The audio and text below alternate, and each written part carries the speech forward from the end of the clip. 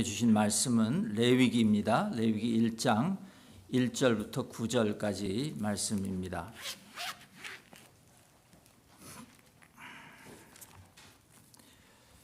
레위기 1장 1절부터 9절 말씀을 한 목소리로 한번 같이 읽겠습니다. 시작.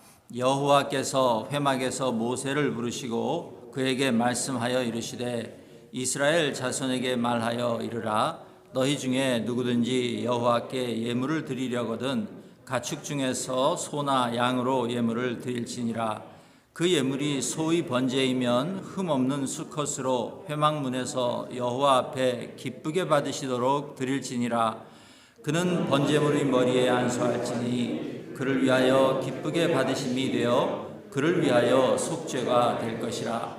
그는 여호와 앞에서 그 수송아지를 잡을 것이요 아론의 자손 제사장들은 그 피를 가져다가 회막 문 앞 제단 사방에 뿌릴 것이며 그는 또 그 번제물의 가죽을 벗기고 각을 뜰 것이요 제사장 아론의 자손들은 제단 위에 불을 붙이고 불 위에 나무를 버려놓고 아론의 자손 제사장들은 그 뜬 각과 머리와 기름을 제단 위의 불 위에 있는 나무에 버려 놓을 것이며 그 내장과 정강이를 물로 씻을 것이요 제사장은 그 전부를 제단 위에서 불살라 번제를 드릴지니 이는 화제라 여호와께 향기로운 냄새니라. 아멘. 오늘 설교의 제목은 하나님이 좋아하시는 향기, 그렇게 제가 정했습니다. 여러분, 만약 우리가 매주 우리가 읽은 이 지금 본문의 말씀처럼 예배를 드린다고 한번 상상해 보겠습니다.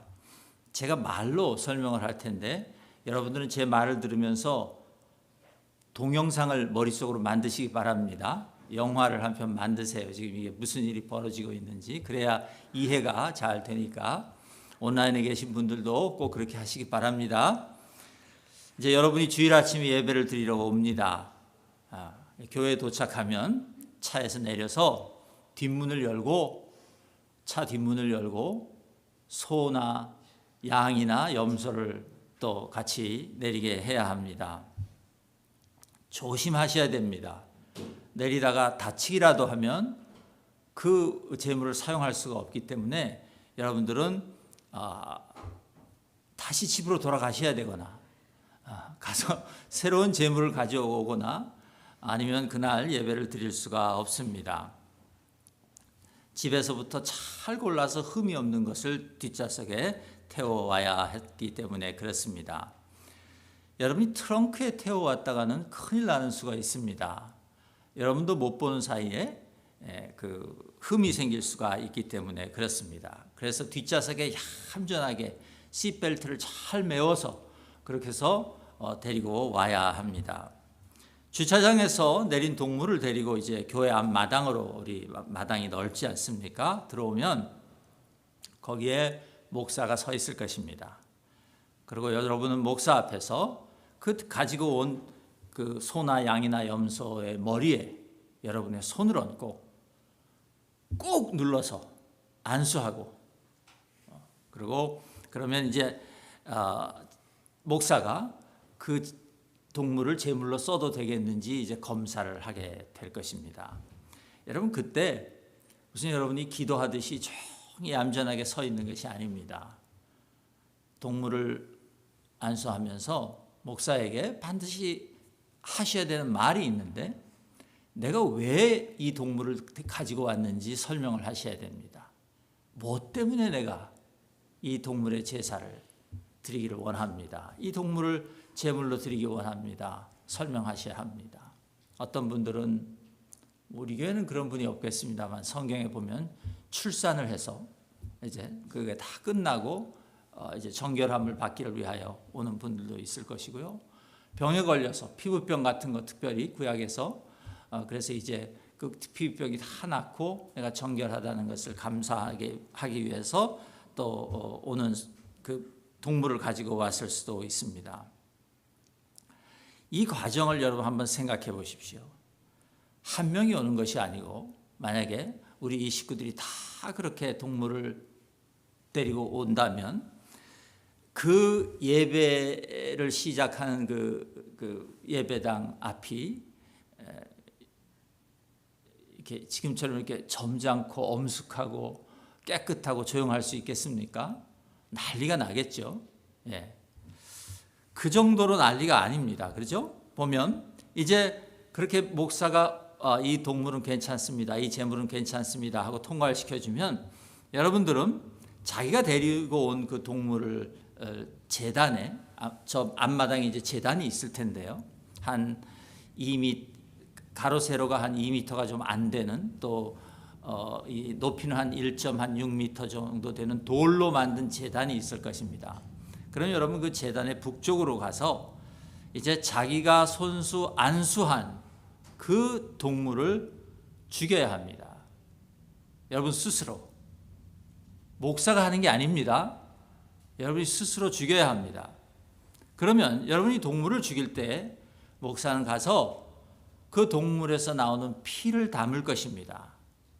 피를 담아서 제단의 사방에 그 피를, 그러니까 제단 벽에 사방에 그 피를 뿌리게 될 것입니다.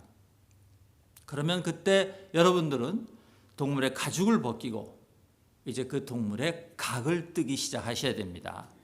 다시 말씀드립니다. 제가 하는 게 아닙니다. 여러분이 하셔야 됩니다. 각을 뜨셔야 해요. 각을 뜬다는 말은 피스를 만든다는 얘기죠. 자른다는 얘기예요. 그럼 여러분이 그걸 자르는 동안 목사는 제단 위에 이제 불을 피울 것입니다. 그리고 그 불 위에 장작을 올려놓고 이제 성도가 잡은 동물을 태울 준비를 하는 것이에요. 그럼 이제 여러분이 동물 각을 뜨려면 목을 잘랐을 것이고, 그죠? 그 목도 이제 머리도 올려놓고, 이제 그 자른 고기도 다 올려놓고, 그리고 이제 태우기 시작하는 거예요. 그 준비를 하는 동안 여러분은 또 동물 안에서 나온 내장을 깨끗이 씻어야 합니다. 저 앞에 물두멍이 있을 것이에요. 씻는 그 내장과 다리, 동물의 다리를 깨끗하게 씻어야 합니다. 그리고 준비합니다. 그럼 목사가 마지막으로 그것까지 다 제단 위에 올려놓고 이제 불에 태웁니다. 완전히 태우는 것이죠. 이것이 이스라엘 백성들이 하나님께 드렸던 번제입니다. 그리고 이 번제가 이스라엘 모든 제사 중에 가장 기본이 되는 그런 제사 예배였습니다. 이 예배에는 사람의 형편에 따라서 수송아지를 드리기도 하고 염소나 양을 드리기도 했습니다. 정 형편이 안 되는 사람은 집에서 기르는 비둘기를 한 마리 가지고 올 수 있었습니다. 그런데 집에서 기르는 비둘기마저도 하나가 없다 그러면 산에 가서 산비둘기를 잡아서라도 가지고 와야 했습니다. 중요한 것은 자기가 데리고 왔고 머리에 안수한 그 동물을 하나도 남김없이 불에, 제단 위에 불에서 다 태워야 한다는 것입니다. 그리고 하나님께서는 그 제물이 태워져서 올라갈 때 그 향기를 하나님께서 기뻐하셨다, 좋아하셨다, 그렇게 말합니다. 그러니까 우리 하나님께서 바베큐 냄새를 굉장히 좋아하셨다 그 말이에요. 네.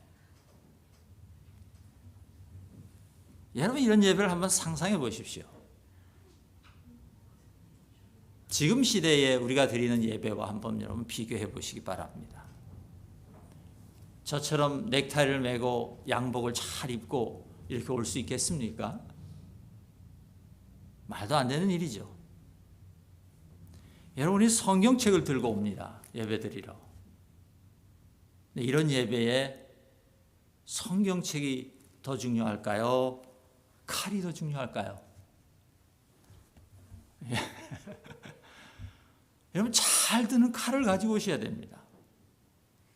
칼이 무디면 여러분 예배 드릴 수가 없어요.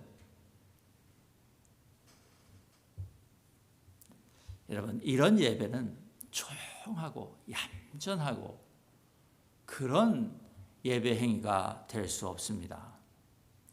물론 그렇다고 우리가 좀 더 시끌벅적하고 난리법석인 그런 예배를 드리자 그런 말씀은 아닙니다. 그러나 여러분, 우리가 하나님이 언제나 동일하신 분이다.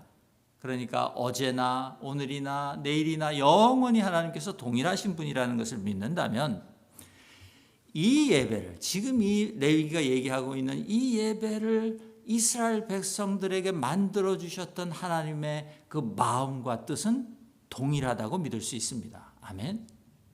예. 형식은 달라질 수 있어도 이 예배를 주신 그 하나님의 마음과 뜻은 우리가 동일한 것이라고, 지금도 동일하다고 믿을 수 있을 것입니다. 그러므로 우리가 드리는 이 예배를 통해서도 하나님께서 이 번제를 주셨던 그 하나님의 마음, 하나님의 뜻이 구현되어야 되는 줄로 믿습니다. 아멘을 잘 안 하시죠? 그런 거 하자 그럴까 봐, 지금 그렇게 예배드리자 그럴까 봐. 예. 그게 뭘까요? 그때 하나님께서 이 예배를 주시면서 하나님께서 백성들로부터 받기 원하던 예배가 어떤 것이었을까 하는 것입니다. 이 레위기를 읽어보면 이 하나님께 드려지는 그 백성들의 예배, 제사의 핵심엔 뭐가 있냐면 제물이 있습니다.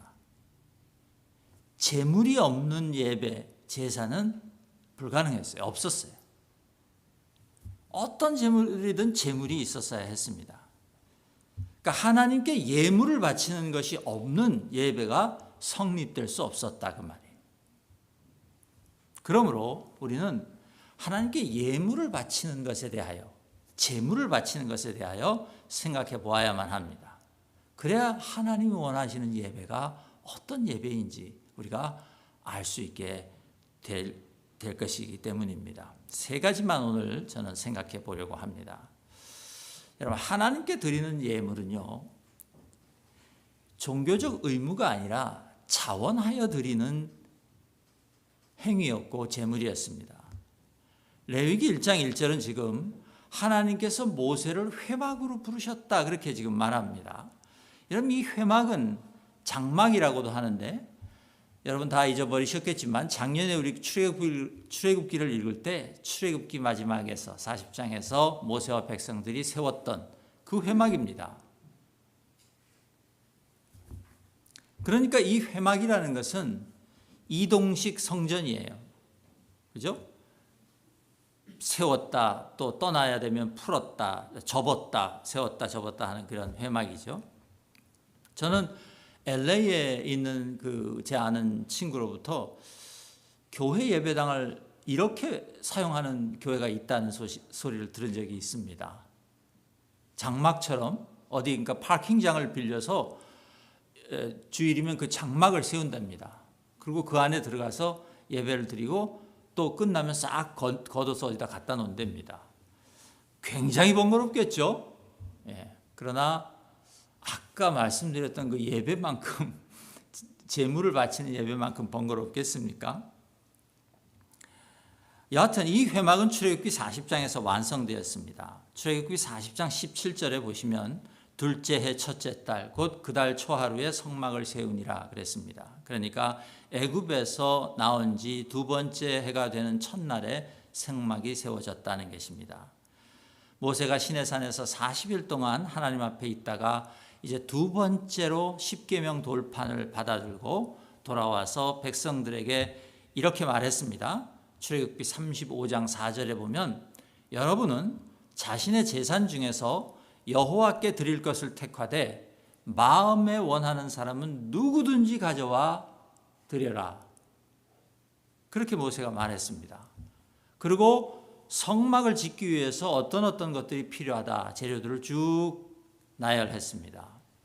그러자 이스라엘 백성들이 자기 마음에 감동받은 대로 예물을 가지고 와서 하나님께 드렸는데, 어떤 사람은 팔찌, 귀고리, 목걸이, 반지 이런 금품을 가져와서 바쳤고, 어떤 사람은 청색, 자색, 홍색 실을 만들어서 바친 사람도 있고, 어떤 사람은 동물의 가죽을 바친 사람도 있었습니다. 은과 놋을 바친 사람도 있었고, 조각목을 바친 사람도 있었습니다. 손수 실을 짜서 염색을 해서 가지고 온 여자들도 있었다 그랬습니다. 족장들은 보석과 기름과 향품을 가지고 왔습니다. 이 모든 것을 각자 자기 마음의 감동을 받은 대로 자원하여 가지고 와서 예물로 드렸다는 것입니다. 또 동시에 이 회막을 짓기 위하여 자기 재능과 노동력을 자원하여 드린 사람들이 있었습니다. 유다 지파 사람인 부살렐과 단 지파 사람인 오홀리압을 리더로, 그렇게 자원한 사람 중에 그들을 리더로 세워서 하나님의 성전 공사에 참여하기를 원하는 모든 사람들을 이제 이끄는 리더로 그렇게 활동하게 했습니다. 그렇게 모든 사람을 참여시켜서 회막을 지었던 것입니다. 그런데 백성들이, 출애굽기에 보면 백성들이 아침에 일어나면 뭘 또 가지고 오고, 아침에 일어나면 뭘 또 가지고 오고, 백성들이 그렇게 가져오기를 멈추질 않았습니다. 그래서 필요한 물건이 다 채워졌음에도 불구하고 백성들이 너무 예물을 많이 가지고 오니까 일하는 사람들이 그거 받아서 관리하느라고 일을 할 수 없는 지경이 되었어요. 그래서 모세에게 가서 이제 차고 넘치니 가져오지 말라 하십시오. 그래서 모세가 백성들에게 가지고 오지 말라고 말해야 하는 그런 지경이 되었습니다. 여러분, 이 회막 자체가 그렇게 하나님께서 지으라고 하신 것이기는 하지만 모든 사람들이 성령의 감동을 받아서 자원하여서 바친 예물로, 자원하여서 바친 노동력으로 지어진 것이었습니다. 하나님께서는 그렇게 지어진 그 회막에서 이제 드려지는 예배에도 그렇게 자원하여 바치는 제물들이 있기를 원하셨습니다. 송아지나 염소나 양이나 비둘기든지 성경 읽어보면 하나님이 누구는 무엇을 바쳐야 하고 누구는 무엇을 바쳐야 한다고 말씀하시지 않습니다. 아주 특별한 경우만 제사장들이 온 공동체를 위하여 제사를 드리거나 혹은 족장들이 예물을 바쳐야 될 때는 무엇을 바치라는 말씀이 있지만 일반 사람들이 하나님께 나와 번제를 드리는 것은 전적으로 그 제물을 선택하는 것이 본인에게 있었습니다. 본인이 자원하여 하나님 앞에 드리는 것이었어요. 우리 성경의 1장의 3절과 10절과 14절을 보시면 3절에 그 예물이 소의 번제이면 그랬습니다. 그러니까 만약, 이 말이 빠진 것이죠. 만약 누가 번제로 소를 가지고 오면 그 말이에요. 10절도 그렇죠. 10절에는 만일이라는 말이 있네요. 만일 그 예물이 가축대의 양이나 염소의 제물이면, 14절 만일 여호와께 드리는 예물이 새의 번제이면, 그러니까 누구든지 가지고 오는 것을 자기가 결정해서 가지고 올 수 있었다는 것이죠.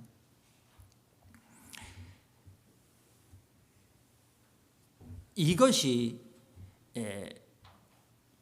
두 번째 하나님께서 이 제사를 통해서 주시기 원하시는 은혜였다, 저는 그렇게 생각합니다. 그러니까 은혜 원리를 따라서 제사를 드리기를 원했다는 것입니다. 이 하나님이 주시는 이 자원하여 드리기를 원했던 것이 왜 은혜인가 하면, 아까도 잠깐 말씀드렸지만 하나님께서 만약에 반드시 소를 잡아야 된다 그렇게 말씀하셨으면 하나님 앞에 나와서 예배 드릴 수 없는 사람들이 부지기수였을 것입니다. 하나님께서 만약에 양을 반드시 잡아서 드려야 된다 그렇게 말씀하셨다 할지라도 굉장히 많은 수의 사람들이 하나님 앞에 나와서 예배를 드릴 수 없었을 것입니다. 왜냐하면 고대 시대에 소나 양이나 염소는 싼 것이 아닙니다. 비싼 것이에요. 비용이 많이 드는 것입니다. 그래서 하나님께서 이렇게 소뿐만 아니라 양이나 염소나 나중에 가서는 집 비둘기나 아니면 정 없으면 산에 가서 비둘기를 한 마리 잡아와서라도 그 피를 뿌려서 제사를 드릴 수 있도록 해주신 것, 예배를 드릴 수 있게 해주신 것은 은혜였다. 그렇게 우리가 말할 수 있는 것입니다. 또 다른 우리가 생각할 수 있는 은혜는요, 그 절차 속에 있는 것인데요. 형식과 절차 속에 있는 것인데요. 아까 그 처음에 우리 교회에서 만약에 이런 예배를 드리면 어떻게 될까 상상했던 것을 한번 생각해 보십시오. 그 예물로 가져온 동물을 잡아서 다 태워버려야 했습니다. 연기를 올려드려야 했어요. 그것이 예배자가 예배를 드릴 때 빠뜨리면 안 되는 행위였습니다. 번제의 머리에 자기 손을 얹고 안수하는 것이에요. 그 안수하는 행위가 뭐냐면 그 동물과 자기를 지금 동일시하는 것입니다. 그러니까 하나님께서 동물을 가지고 와서 제물을 가지고 와서 예배를 드릴 수 있게 해주신 것은 사실은 하나님 앞에서 죽어야 할 자가 나 자신인데 나를 대신해서 다른 동물을 죽여서 번제로 올려드릴 수 있게 해주셨기 때문에 이러면 이걸 가만히 생각해 보면 엄청난 은혜입니다. 하나님께서 지금 성막을 짓게 하시고 그 사람들 가운데로 들어오시고 그래서 사람들이 하나님께로 나아갈 수 있는 길을 지금 열어주시면서 그래서 하나님께서 지금 백성들과 함께 사시려는 지금 그 의도와 목적을 가지고 이 일을 지금 하고 계시면서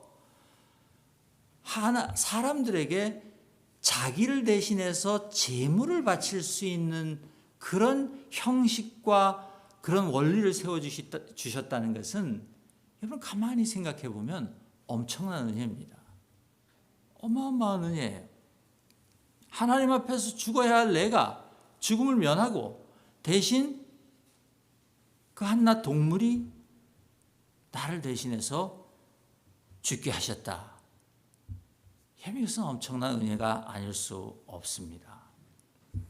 세 번째로 우리가 이 제물을 드리는 예배에서 제사에서 기억해야 할 것은 하나님께서 아무리 내가 자원을 해서 예물의 종류를 결정하고 또 안수하고 하는 그 모든 절차를 거쳐서 다 예물을 잡아 올려드렸다 할지라도 3절에 보시면 하나님이 기뻐하셔야 된다 그랬습니다. 3절에 그렇게 써있죠. 수컷으로 회막문에서 여호와 앞에 기쁘게 받으시도록 드릴지니라 그랬습니다. 하나님이 기쁘게 받으셔야 합니다. 여러분 다시 출애굽기를 돌아가서 우리가 회막이 세워질 때를 생각해 봐야 합니다. 하나님께서 모세를 시켜서 이 회막 즉 성막을 다 세웠습니다. 그것은 당신의 백성을 이제 애굽에서 데리고 나오셔서 가나안으로 이끌어 가시려는 그 구원의 역사에서의 절정에 해당되는 그런 일이었습니다.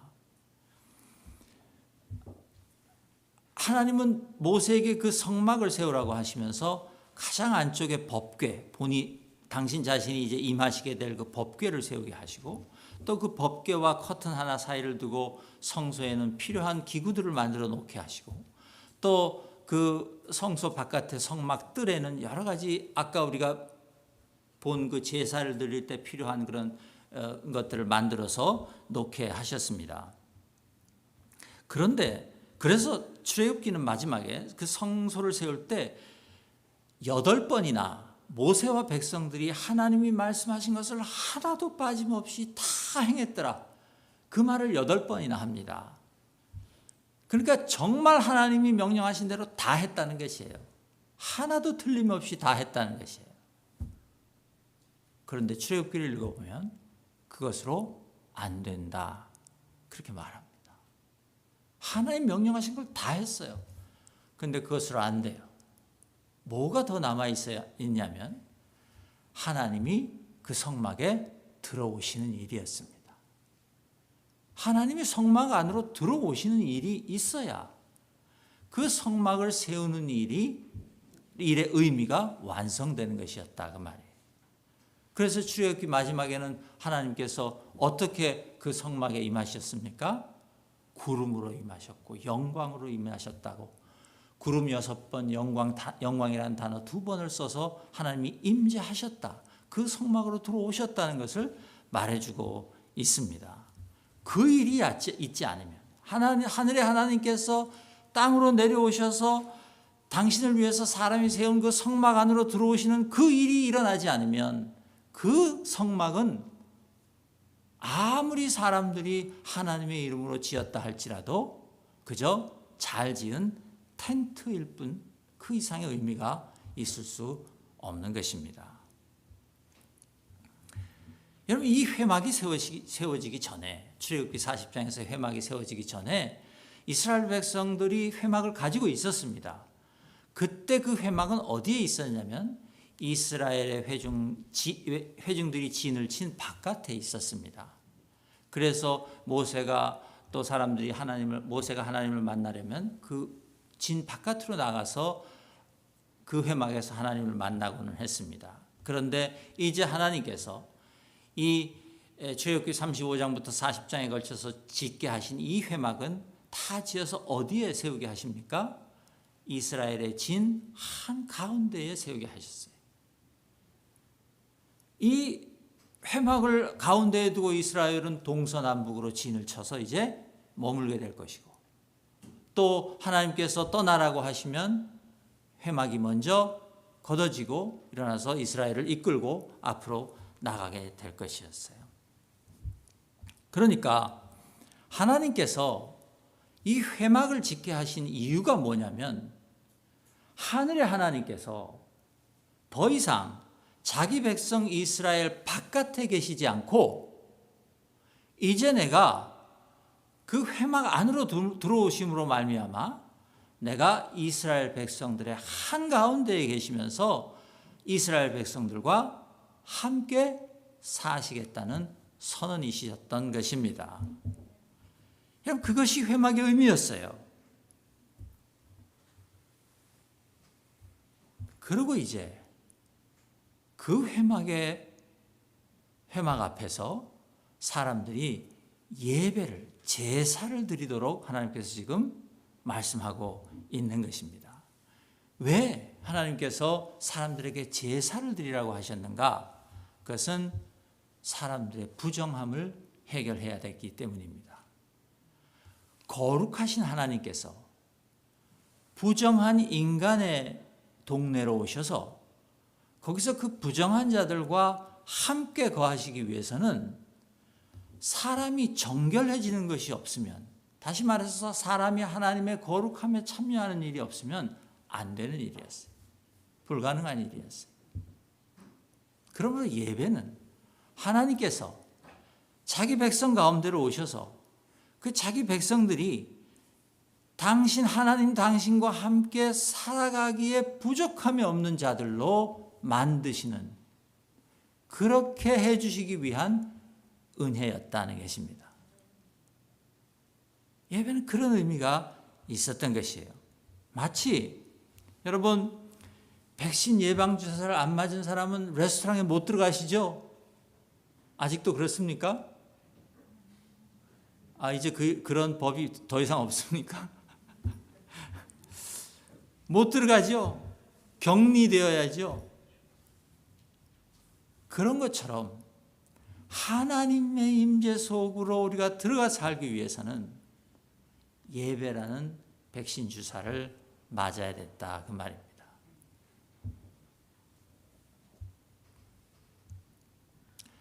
그 백신 주사를 맞으라고 요구하신 것이에요. 그리고 그 백신 주사는 자기 자신을 죽이는 것과 같은 의미를 가진 백신 주사였다는 말입니다. 그렇지 않으면 아무 소용이 없었어요. 여러분, 소용이 없다는 말은 무슨 말인가 하면 하나님께서 기뻐하지 않으셨다 그 말입니다.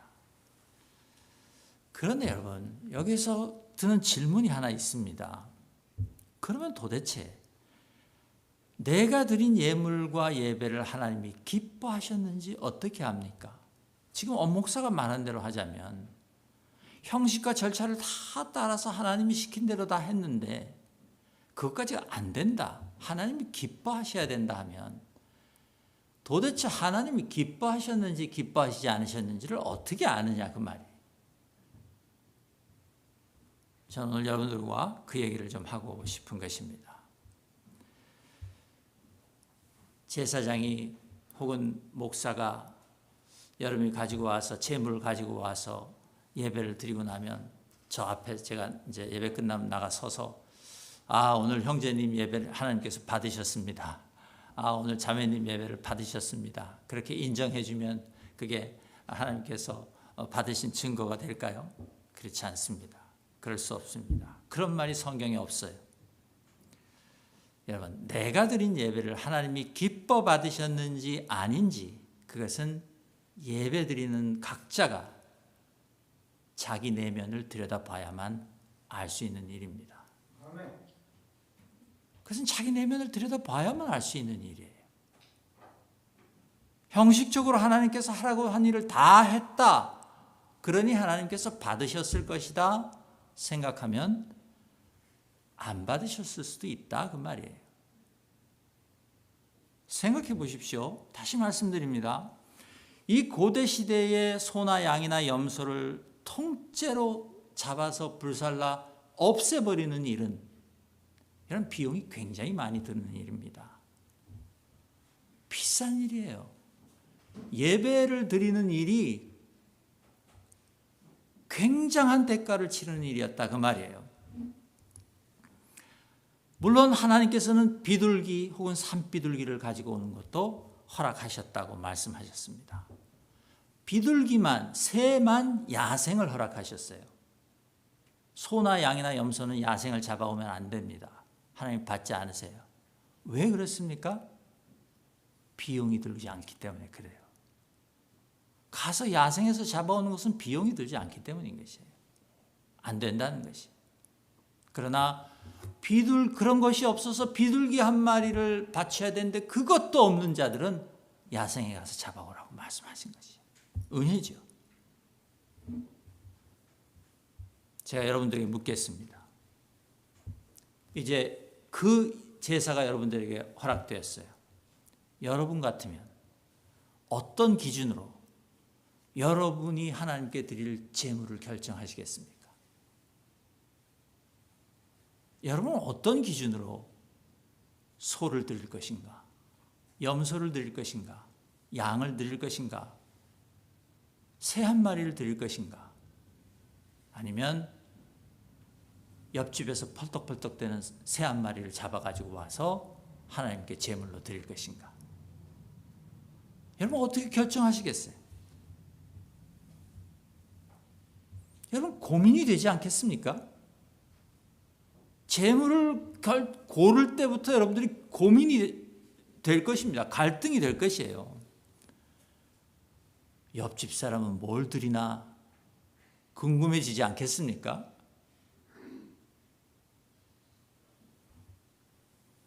지난주에 김 집사는 양 한 마리 가지고 왔던데 최소한 소 한 마리는 가져와야 되는 거 아니야 저 사람은? 그런 생각 들지 않겠습니까 여러분? 그러다가 아이고 오늘은 새 한 마리 잡아가지고 가지 뭐. 갈등되지 않겠어요? 도대체 무슨 기준으로 나를 대신해서 죽을 동물을 결정하느냐 그 말이에요. 우리가 어려운 일입니다. 그런데 하나님께서 그것을 예배드리는 사람 자신에게 맡겨놓으셨다 그 말이에요.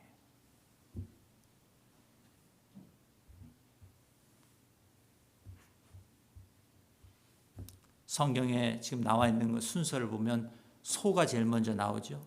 그 다음에 양이나 염소가 나옵니다. 그리고 비둘기가 나와요. 무슨 뜻이에요? 이 순서에 의미가 있는 것입니다. 원래는 소를 드려야 되는 것이에요. 그런데 하나님께서 은혜로 양도 되고 염소도 되고 새도 된다고 허락해 주신 것이에요. 근데 그 은혜를 내가 결정해야 한다.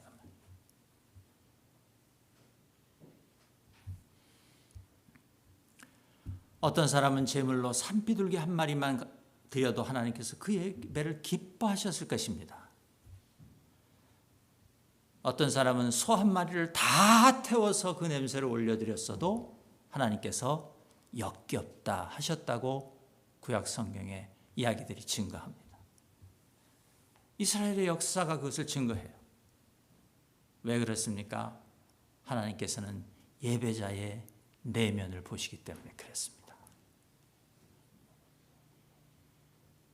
내면을 보시기 때문에 그래요. 여러분, 그렇다면 지금 우리의 예배는 어떻습니까? 나의 예배는 하나님께서 기뻐하고 계십니까? 우리는 뭘 가지고 나의 예배가 하나님께서 기뻐하시는 향기로운 것이 되었다고 자신할 수 있습니까? 여러분들은 매주 나와서 하나님께 예배를 드리며 도대체 무엇 때문에 하나님께서 나의 예배를 받으셨다고 확신할 수 있느냐는 것이에요. 그것이 있습니까, 여러분에게? 여러분, 우리도 우리 자신의 내면을 들여다보아야 합니다. 그러나 우리는 더 이상 동물을 가지고 와서 손을 얹고 안수하여 죽이는 그런 제물을 드리지는 않습니다. 그러나 만약 아직도 그 의미가 우리에게 살아있는 것이라면, 제가 처음에 말씀드린 것처럼 하나님은 어제나 오늘이나 영원히 동일하신 하나님이니까, 그렇다면 도대체 이제는 나의 부정함을 대신하여 죽을 동물을 내가 죽이지 않아도 된다면, 그렇다면 도대체 우리는 어떻게 예배를 드려야 되는 건가? 하나님께서 이제 더 이상 제물을 요구하시지 않는다면, 그렇다면 이제는 내가 죽는 일이 없어도 된다는 말인가? 그럴 수 없습니다.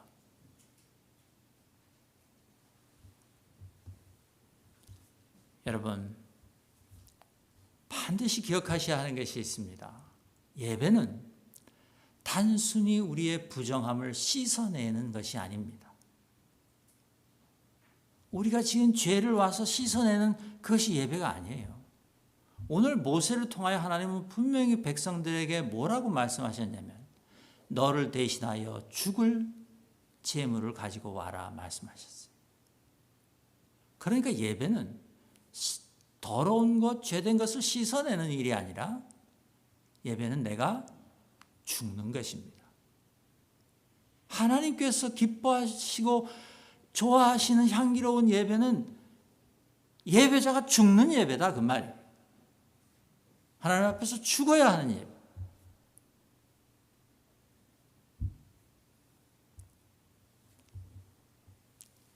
여전히 하나님께서는 지금도 우리를 대신하여 속죄할 생명을 요구하신다고 저는 믿습니다.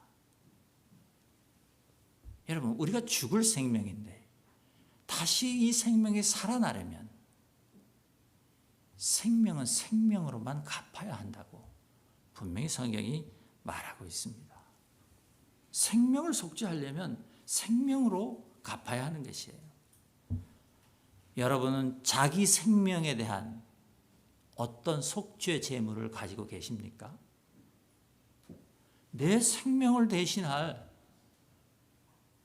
하나님 앞에서 내가 죽지 않아도 될 그런 속죄 제물을 혹시 여러분 가지고 계십니까? 로마서 5장 8절에 보시면요, 사도 바울이 이런 말을 합니다. 우리가 아직 죄인 되었을 때에 그리스도께서 우리를 위하여 죽으심으로 하나님께서 우리에 대한 자기의 사랑을 확증하셨느니라. 여러분, 우리의 재물은 동물이 아닙니다. 저와 여러분의 재물은 동물이 아니에요. 예수 그리스도께서 저와 여러분을 위해서 당신의 생명을 제물로 바쳤다고 성경이 분명히 우리에게 증언해 줍니다. 여러분, 그래서 우리는 더 이상 교회를 오면서 뒷좌석에 양을 메고 오지 않아도 되는 것이, 염소를 메고 오지 않아도 되는 것이, 우리에게 필요한 재물은, 우리의 생명을 위해서 필요한 재물은 이미 예수 그리스도로 말미암아 다 드려졌다고 성경이 우리에게 말합니다. 예수 그리스도께서 나를 위하여 제물이 되셔서 십자가로 피를 흘리시고 그 몸을 들이셔서 하나님을 기쁘시게 하는 향기로운 제물이 되셨다. 성경이 그렇게 우리에게 말해줍니다. 여러분, 우리의 제물은 그 예수 그리스도께서 저와 여러분에게 행해 주신 그 은혜를 믿는 믿음인 줄로 믿습니다. 그 예수 그리스도의 은혜를 믿으면 우리가 제물을 드린 것이 되는 것입니다. 우리는 우리의 내면을 살펴보아야 합니다. 구약의 백성들이 자기 내면을 살펴봐야만 하나님께서 자기 예배를 받으셨는지 자기 제물을 받으셨는지 정직하게 알 수 있었던 것처럼 우리도 우리의 내면을 살펴보아야 합니다. 무엇을 살펴보아야 할까요? 예수 그리스도에 대한 믿음이 있는지 없는지 여러분 살펴보셔야 합니다. 그것이 없는 예배는 하나님이 기쁘시게 받으실 수 없는 예배라고 성경은 분명히 우리에게 말해주고 있기 때문입니다. 그 믿음이 있는 사람은 더 이상 제물의 피를 흘리는 예배를 드리지 않고 이제 감사와 찬양의 예배를 드릴 수 있다고 히브리서 기자가 우리에게 말해줍니다. 히브리서 13장 15절 좀 보여주시겠습니까, 집사님? 15절 16절 제가 파워포인트를 만들어 왔는데요. 15절이 이렇습니다. 그러므로 우리가 예수님을 통해 항상 하나님께 찬양의 제사를 드립시다. 이것은 예수님의 이름을 고백하는 입술의 열매입니다. 우린 더 이상 피 흘리는, 동물의 피를 흘리는 제사를 드리지 않아도 됩니다. 할렐루야. 아까 우리 김영명 집사님이 계속 들어오시면서부터 할렐루야 할렐루야를 외치셨는데 제가 보기엔 이유가 있었습니다. 예, 우린 더 이상 동물을 피를 흘리지 않아도 됩니다. 예수 그리스도께서 이미 우리의 제물로 바쳐지셨고 그래서 우리는 이미 예수 그리스도를 믿는 믿음만 있으면 우리는 하나님께서 기뻐하시는 예배를 매주 드릴 수 있다고 믿습니다. 그 예수님께서 나를 대신하여 제물이 되어주신 그 일에 대한 믿음 그리고 그 은혜에 대한 감사와 찬양이 있는지 우리의 내면을 들여다보아야 합니다. 여러분 그것이 있어야 해요. 그것이 우리에게 요구되는 제물인 줄로 믿습니다. 우린 예배를 드리러 오면서 차 뒷좌석에 제물을 싣고 오는 대신 우리 마음에 예수님에 대한 감사와 찬양을 싣고 와야 합니다. 여러분 그것이 있어야 해요.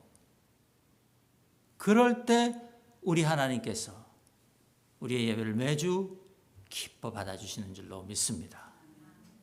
여러분 한 사람 한 사람의 예배가 하나님께 향기로운 제사로 올려드리게 될 것입니다. 그리고 히브리서 기자는 이어서 13장 16절에서 이렇게 말했습니다. 그리고 선을 행함과 서로 나누어 주기를 잊지 마십시오. 하나님께서는 이런 제사를 기뻐하십니다. 여러분 무슨 말이에요? 하나님께서는 우리가 우리의 삶 속에서 우리의 일상 속에서 그 일상을 우리의 하나님께 드리는 제단으로 삼아 예수님이라는 그 제물이 태워지는 그 향기가 하늘로 올라오기를 기대하시는데 그 향기가 바로 우리가 일상 속에서 행하는 선한 행실과 나눔이라고 말씀하고 있는 것입니다. 그것이 예수를 믿는 자들이, 믿는 믿음이 있는 자들이 지금도 삶 속에서, 삶이라는 제단 속에서 하나님께 매일 올려드려야 하는 그런 제사라고 저는 믿습니다. 그리고 하나님께서 그 향기를 기뻐하실 것이라고 믿습니다.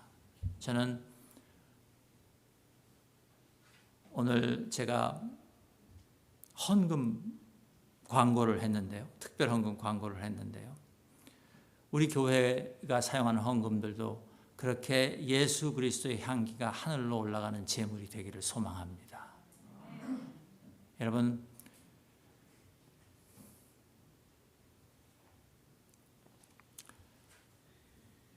우리의 헌금에는 우리의 피와 땀이 서려 있는 것을 제가 압니다. 우리의 삶이 거기 녹아 들어가 있는 것을 제가 알아요. 그래서 교회는 그것을 잘 사용해야 된다고 믿습니다. 우리 교회가 조금 더 헌금을 잘 사용하고, 그래서 성도님들이 더 열심히 하나님을 예배하는 일에 헌신할 수 있는 그런 교회 될 수 있기를 주님의 이름으로 축복하며 오늘 말씀을 마치겠습니다. 함께 기도하겠습니다. 하나님 감사합니다.